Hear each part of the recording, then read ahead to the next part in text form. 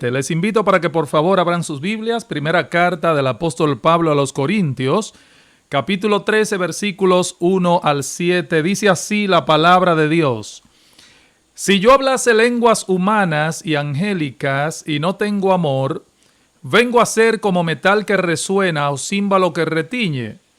Y si tuviese profecía y entendiese todos los misterios y toda ciencia, y si tuviese toda la fe de tal manera que trasladase los montes y no tengo amor, nada soy. Y si repartiese todos mis bienes, dice Pablo, para dar de comer a los pobres, y si entregase mi cuerpo para ser quemado y no tengo amor, de nada me sirve. El amor es sufrido, es benigno, el amor no tiene envidia, el amor no es jactancioso, no se envanece, no hace nada indebido, no busca lo suyo, no se irrita, no guarda rencor, no se goza de la injusticia, mas se goza de la verdad. Todo lo sufre, todo lo cree, todo lo espera, todo lo soporta.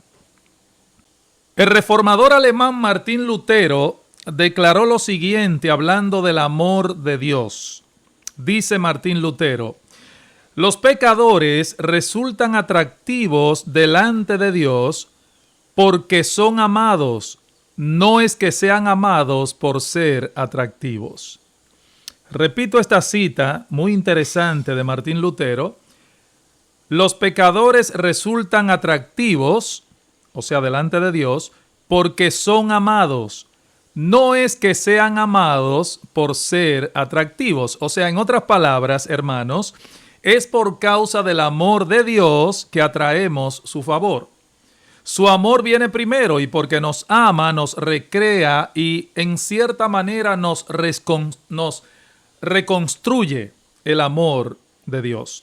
Pablo dice en Romanos capítulo 5, versículo 8, lo siguiente: mas Dios muestra su amor para con nosotros en que siendo aún pecadores, Cristo murió por nosotros. O sea, Él nos amó y envió a su Hijo a morir por nosotros cuando aún éramos pecadores enemistados con Él. Y por causa de su amor nos salvó y nos reconcilió consigo mismo. Fíjense, Dios no vio nada atractivo en nosotros que lo moviera a amarnos. Él nos amó cuando no merecíamos su amor. De manera que somos atractivos a sus ojos por ser amados, no es que seamos amados por ser atractivos. Otro autor lo puso de la siguiente manera. Dice este autor: Dios no nos ama porque seamos dignos de su amor. Nadie necesita que le ordenen amar a una persona que resulta atrayente y simpática. Lo principal del amor cristiano, sigue diciendo este autor, es esa actitud de la mente que nos hace amar al desgraciado, al que no es digno de ser amado, a quien nos odia o nos hiere. Y sigue diciendo él, ese es el compromiso del cristiano porque ese es el compromiso de Dios. No es la emoción del instante ni algo que dependa del atractivo de la otra persona. Termina la cita. Lutero también señaló lo siguiente: el amor de Dios no encuentra, sino crea aquello que le place. El amor del hombre, en cambio, se origina por su objeto. O sea, hermanos, Dios no anda por ahí, por decirlo de algún modo, buscando un objeto que sea digno de su amor, porque no lo encontraría. No lo encontraría. Dios más bien ama objetos despreciables y porque los ama, los transforma. Ese es el punto. Y eso es precisamente lo que Lutero quiso decir cuando dijo que Dios crea aquello que le place. Entonces, por ejemplo, el amor humano se dirige a quien es querible. El amor divino, en cambio, atiende a quien no es digno de amor. Pero desde el momento que lo ama, lo torna digno. El amor cristiano, entonces, para ser como el amor de Dios, debe tener esa actitud de permanente benevolencia, pero sin aceptar al otro dependiendo de cómo sea. Fíjense, Dios nos ama sin ser dignos de su amor. sin ser buenos, pero en su amor Él derrama sobre nosotros lo que es bueno. Ese es el amor ágape, hermanos, del que hemos venido hablando en esta serie de sermones basada en 1 Corintios capítulo 13. El amor que no busca lo suyo, el amor que no busca su propio beneficio, sino más bien el beneficio del otro a una costa de sacrificio personal. Esa clase de amor no es natural, no lo es. El hombre naturalmente tiende a buscar a los demás para conseguir de ellos algún bien. Por eso, muchas personas creen amar a otra cuando en realidad lo que han hecho es una inversión. O sea, yo me amo y me resulta beneficioso estar contigo, ya sea porque me agrada tu compañía, porque me rindes algún servicio, porque me da seguridad, etcétera, etcétera. Aclaro, no hay nada malo, hermanos, en el hecho de que queramos estar con una persona porque nos agrade su compañía. Ahora, si de veras decimos amarla, el móvil principal de nuestra relación con esa persona ha de ser el bien que podamos proveerle. Y si mañana, por alguna razón o circunstancia, su compañía dejase de ser agradable, en ese momento no cesaremos de amar porque aún podemos hacerle bien. Ese, mis hermanos, es el amor bíblico del que hemos venido hablando aquí a lo largo de esta serie. El amor que procura el bien del objeto amado a una costa del sacrificio personal. Ese es el amor que Pablo nos describe en este pasaje de 1 Corintios 13, cuya primera característica la comenzamos a estudiar hace unos domingos atrás. El amor es sufrido o paciente. Como hemos visto ya, hermanos, la palabra que Pablo utiliza aquí es la que usaban los griegos para referirse al hombre que es dañado y que fácilmente podría vengarse por sí mismo, pero nunca lo hace. Podríamos decir que el hombre que posee esta clase de paciencia tiene un fusible que no se quema fácilmente porque es de gran amperaje. Esta es una de las características del amor de Dios. De hecho, nuestro Dios es paciente con sus criaturas en sentido general y ha sido paciente con cada uno de nosotros de manera particular. Y si profesamos ser cristianos, si profesamos ser seguidores de nuestro Señor Jesucristo, hermanos, es nuestro deber y obligación amar a los demás con esa misma clase de amor. El Señor Jesucristo dijo lo siguiente a sus discípulos en Juan 13:34. Debéis amaros unos a otros como yo os he amado. Un mandamiento nuevo os doy, que os améis unos a otros como yo os he amado. Hermanos, esa es la medida, ese es el modelo, como yo os he amado. No lo busque en otro sitio. Debemos amar como Cristo nos amó y como sigue amándonos cada día. ¿Saben cómo? Pacientemente, soportándonos a nosotros. Pacientemente, así nos ama el Señor. Hemos visto ya cómo se manifestará esa paciencia en situaciones específicas. Primero, el hombre paciente no tomará venganza contra nadie bajo ninguna circunstancia. Eso fue lo primero que vimos, repasando. Y aquí es importante que repitamos algo que decía la vez pasada. Hay muchas y variadas maneras en que los hombres toman venganza de aquellos que los dañan. Muchas formas. No siempre nos vengamos haciendo al otro lo que él nos ha hecho exactamente, simplemente porque no siempre está en nuestro poder hacer tal cosa, o tal vez porque no nos atrevemos a llegar tan lejos, pero sí de alguna manera nosotros tratamos de que nuestro ofensor se sienta mal o sufra de algún modo para que pague lo que me hizo. Ahí ya estamos actuando vengativamente. El hombre vengativo no procura la restauración ni el arrepentimiento de aquel que le ha ofendido. No, él quiere venganza. Que el otro de alguna manera sufra por lo que nos ha hecho sufrir. Esto puede ser hecho en una forma franca y abierta, pero puede ser hecho en una forma muy sutil también. A veces el hombre vengativo se limita a asumir un papel de mártir. No habla, se sume en un profundo silencio, se deprime y en el fondo no quiere salir de su depresión porque esa es la forma en que procura que el otro se sienta culpable. Mira, si tú profesas ser cristiano, mi hermano, mi hermana, bajo ninguna circunstancia tú puedes hacer eso. Bajo ninguna circunstancia. Hermanos, yo quisiera ser en esto todo lo enfático que podría llegar a ser. La Biblia no da pie para la venganza bajo ninguna circunstancia. Dios ha puesto autoridad en el mundo para que no tomemos la justicia en nuestras propias manos. Y si la justicia terrenal nos fallara por cualquier razón, bueno, nuestro Dios sigue sentado en su trono y algún día Él hará justicia. Créemelo, mi hermano. Pero por otro lado, también a modo de repaso, el hombre paciente no pierde el control de su mente y corazón cuando ha sido víctima de algún tipo de agresión. No. Y finalmente vimos que el hombre paciente estará dispuesto a sufrir el agravio a una costa o en contra de sus propios intereses.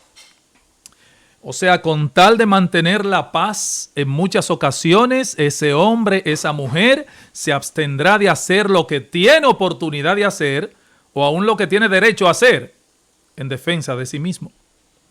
Muy bien, la semana pasada comenzamos a considerar algunas motivaciones que nos ayuden a ejercer esta clase de paciencia en medio de la injuria y el maltrato. Algunas motivaciones que nos ayudan a ejercer esta clase de paciencia en medio de la injuria y el maltrato. Ahora solamente tuvimos tiempo para comenzar a ver una de esas motivaciones, que es nuestro amor a Dios. Nuestro amor a Dios. Si de veras amamos a Dios, ese amor debe ser como un combustible que nos mueve a soportar con paciencia las injurias causadas por otros.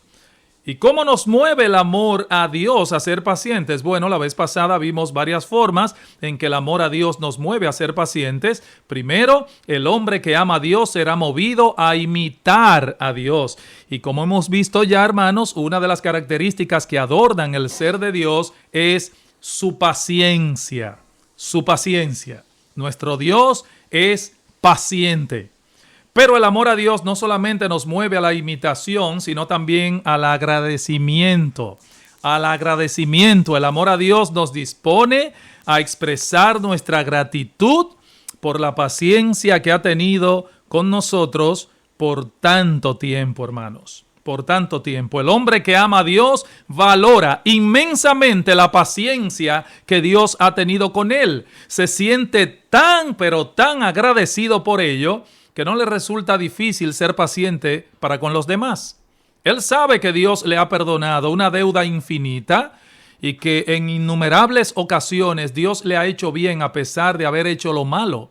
Ahora, ¿cómo puede este hombre ser intolerante e impaciente con aquellos que le dañan?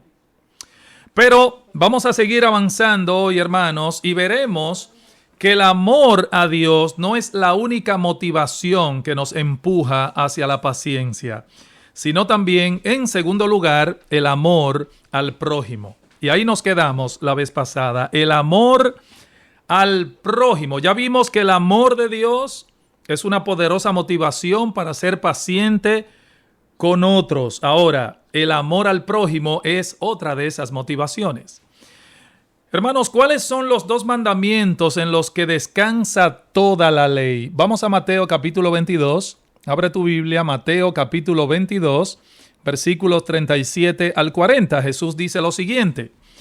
Cuando aquel escriba le pregunta ¿quién es mi prójimo? ¿O cuál es el mandamiento más importante de la ley? Jesús le dijo, amarás al Señor tu Dios con todo tu corazón, con toda tu alma, con toda tu mente. Este es el primero y grande mandamiento, y el segundo es semejante. Amarás a tu prójimo como a ti mismo. De estos dos mandamientos depende toda la ley y los profetas. O sea, no solo debemos amar a Dios sobre todas las cosas, sino que también debemos amar al prójimo como a nosotros mismos. Y esta es una aseveración, hermanos, porque todo hombre se ama a sí mismo. Ahora, ¿qué dice Proverbios 10:12 acerca del amor? Que el amor cubrirá multitud de faltas. El amor cubrirá multitud de faltas. Antes que vengarnos, antes que publicar las faltas de los demás, el amor más bien nos mueve eficazmente a cubrirlas. Pero no solo el amor a Dios, no solo el amor al prójimo deben movernos a la paciencia, sino también el ejemplo de Cristo. El ejemplo de Cristo. ¿Cuánto estímulo, hermanos, encontramos en la vida de nuestro Señor Jesucristo para sobrellevar pacientemente las injurias y el maltrato? Y yo me pregunto, ¿qué cosa es creer en Cristo que no sea confiar en Él y seguir su ejemplo? Mateo capítulo 11. Mateo capítulo 11, versículos 28 al 29, dice Jesús: venid a mí todos los que estáis trabajados y cargados, y yo os haré descansar. Llevad mi yugo sobre vosotros y aprended de mí, que soy manso y humilde de corazón, y hallaréis descanso para vuestras almas. Mi hermano, mi hermana, cuando te sientas desfallecer ante la injuria y el maltrato, detente, por favor, a considerar el ejemplo de nuestro Señor Jesucristo. Primera de Pedro, capítulo 2. Primera de Pedro, capítulo 2, versículos 21 al 23. Pues para esto fuisteis llamados, porque también Cristo padeció por nosotros, dejándonos ejemplo para que sigáis sus pisadas. ¿Cuál ejemplo? Dice: el cual no hizo pecado, ni se halló engaño en su boca, quien cuando le maldecían, no respondía con maldición, cuando padecía, no amenazaba, sino que encomendaba la causa al que juzga justamente. Y como dice Primera de Juan 2:6, véanlo allí en pantalla, Primera de Juan 2:6, el que dice que permanece en él, debe andar como él anduvo. Si tú dices permanecer en Cristo y ser de Cristo, tú tienes que imitar a Cristo, mi hermano. Pero no solo somos movidos a la paciencia por el amor a Dios, como ya vimos, el amor al prójimo y el ejemplo de Cristo, sino también por el ejemplo de los hombres piadosos del pasado. El ejemplo de los hombres piadosos del pasado. El ejemplo de nuestro Señor Jesucristo debe ser suficiente para nosotros. Sin embargo, como somos dados a pensar que no podemos compararnos con Cristo por cuanto Él no tenía pecado y nosotros sí lo tenemos, la cual no es una objeción razonable, hermanos, aunque no podamos detenernos en esto por ahora, pero también tenemos a la mano, aparte de Cristo, nuestro ejemplo supremo. Aparte de eso, tenemos a la mano la historia de hombres y mujeres que estaban sujetos a pasiones iguales que las nuestras y que sin embargo mostraron en medio de la injuria y el maltrato un ejemplo de paciencia digno de ser imitado. ¿Con cuánta paciencia, por ejemplo, tuvo que soportar David los maltratos y persecuciones de Saúl? David sabía que Dios había desechado a Saúl y que lo había escogido a él para que sea el próximo monarca. Sin embargo, esperó con paciencia que llegase su hora y no solamente soportó el ser perseguido, sino que teniendo en 3 ocasiones la oportunidad de vengarse, David no lo hizo. 3 veces David tuvo a Saúl en sus manos y las 3 veces rehusó hacerle daño. David prefirió vivir como un forastero y finalmente decidió irse al exilio antes que levantar su mano contra este hombre que tanto lo odiaba. Otro ejemplo que tenemos a la mano es el ejemplo de Esteban, el primer mártir de la iglesia primitiva, que cuando sus perseguidores arremetieron contra él y comenzaron a apedrearle, dice la Biblia que puesto de rodillas, Hechos 7:60, puesto de rodillas, clamó a gran voz: Señor, no le tomes en cuenta este pecado. ¡Wow! Esteban murió con un corazón limpio de resentimiento y amargura. Pero más aún, hermanos, murió glorificando el nombre de Dios. Y aunque la Escritura no lo señala de manera expresa, tenemos buenas razones para pensar que esa muerte debe haber sido como un aguijón para la conciencia de Saulo de Tarso, que en ese momento se encontraba entre los perseguidores que consentían en su muerte. Muy poco tiempo después, ustedes saben, después de este evento, el mismo Saulo vendría al conocimiento de Cristo y experimentaría en carne propia el precio de la fe, pero él también lo soportó con paciencia. Escribiendo a los Corintios, vean lo que le dice en la primera carta, capítulo 4, versículos 11 al 14. Dice Pablo: hasta ahora padecemos hambre, tenemos sed, estamos desnudos, somos abofeteados y no tenemos morada fija. Nos fatigamos trabajando con nuestras propias manos, nos maldicen y bendecimos. Padecemos persecución y la soportamos, nos difaman y rogamos. Hemos venido a ser hasta ahora como la escoria del mundo, el desecho de todos. No escribo esto para avergonzaros, sino para amonestaros como a hijos míos amados, dice Pablo. Y así podría seguir citando ejemplo tras ejemplo, ejemplo tras ejemplo. Yo creo que la historia de la iglesia está lleno de ellos, de esos ejemplos, de hombres y mujeres que soportaron con coraje cristiano y con paciencia las torturas más horribles. Pero muchas veces no tenemos que ir siquiera muy lejos en el tiempo.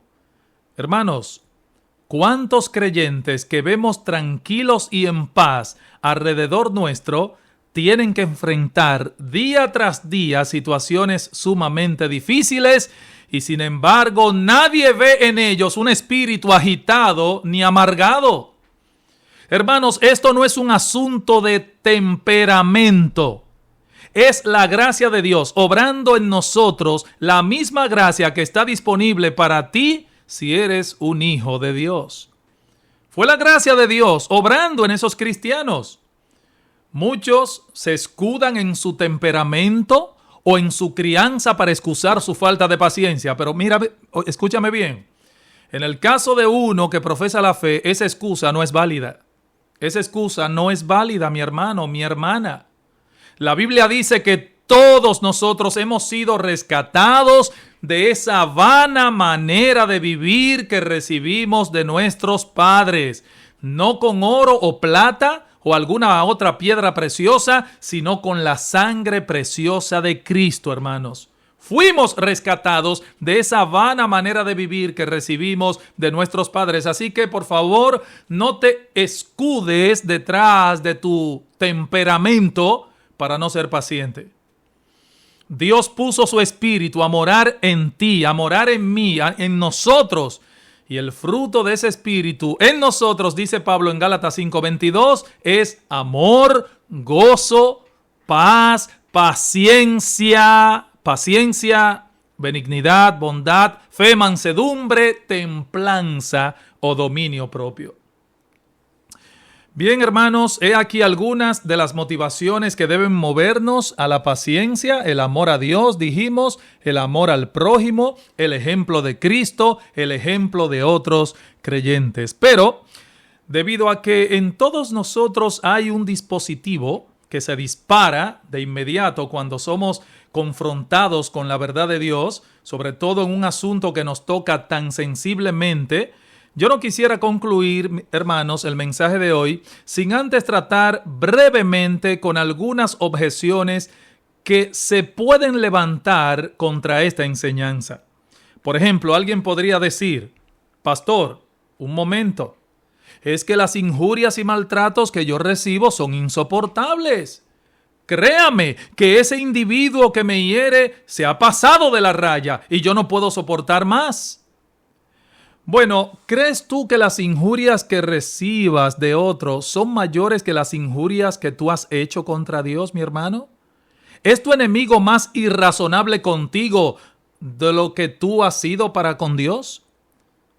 Y otra pregunta te hago: ¿son sus ofensas mayores en número y más graves que aquellas ofensas tuyas contra tu Creador, benefactor y redentor?